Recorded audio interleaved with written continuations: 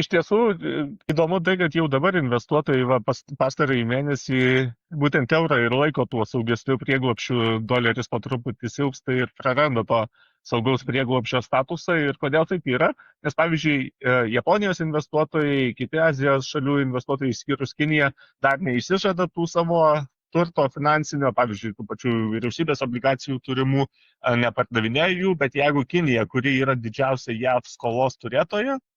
paimtų ir parduotų investuotojai reikšmingą dalį tų vertybinių popierių, kurie jie turi būtent finansavę JAV skolą. Jeigu tai įvyktų, iš esmės JAV palūkanų normos skolos kaina dar reikšmingai labiau padidėtų, tai yra dolerio paklausa tarptautiniai prekybai sumažėtų ir kas nutiktų, Trumpas tikisi, kad JAV kaip tik lies kuo daugiau pigių pinigų, bet gaunasi taip, kad JAV skola tarptautiniai prekybai, tarptautiniu mastu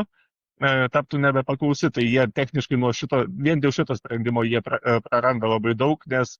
jie negalėtų eksportuoti savo infliacijos, nebegalėtų eksportuoti savo tų žalių popierėlių, kaip ir sakiau, už kuriuos gali ir įsigyti prekes ir paslaugas. Nes dabar nafta, kitos svarbios žaliavos,